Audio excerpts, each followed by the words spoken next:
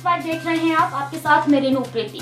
Supreme court में आज सोमवार को चुनाव आयोग की उस याचिका पर सुनवाई की गई जिसमें मद्रास हाई कोर्ट ने चुनाव आयोग पर एक गंभीर टिप्पणी की थी और उस टिप्पणी पर चुनाव आयोग ने अपनी आपत्ति दर्ज कराई है। दरअसल पूरा मामला आपको बताते हैं।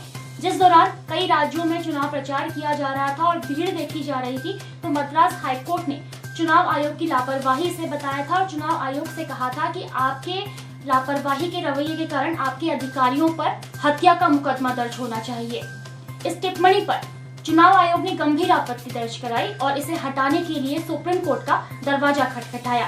आज इस मामले पर सोमवार को सुप्रीम कोर्ट में सुनवाई की गई।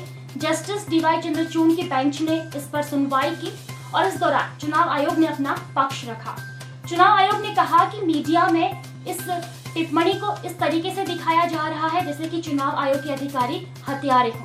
उन्होंने कहा कि जिस दौरान राज्यों में चुनाव प्रचार किया जा रहा था उस दौरान कोरोना की स्थिति इतनी खराब नहीं थी। उन्होंने कहा कि मीडिया इस तरीके से उसे इस टिप्पणी को दिखा रहा है जिससे उनकी छवि खराब हो रही है और साथ ही ऐसा लग रहा है जैसे कि चुनाव आयोग के अधिकारी हत्यारे हो। तो इस पर गंभीर आपत्ति चुनाव आयोग ने दर्ज की है और साथ ही कहा है कि इसे हटाया जाए।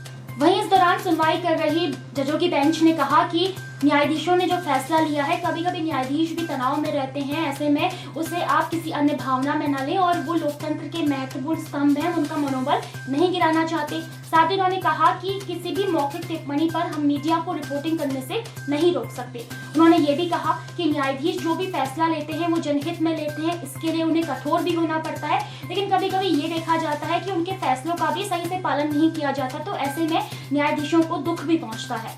तो उन्होंने एक उदाहरण भी इस दौरान दिया, गुजरात का उदाहरण दिया, क्योंकि हाल ही में आपने देखा होगा कि कोविड-19 वार्ड में आग लगने से 18 लोगों की मौत हो गई थी, जबकि वहां पर कई बार फायर एनओसी के आदेश भी दिए जा चुके थे। तो ऐसे में सुनवाई के बाद जजों ने कहा कि इस पर एक हफ्ते के अंदर आदेश जारी कर दिए जाएंगे। आपकी इस खबर पर क्या राय है, हमें कमेंट करके जरूर बताइए और बाकी खबरों के लिए भी देखते रहिए संवाद 365। नमस्कार।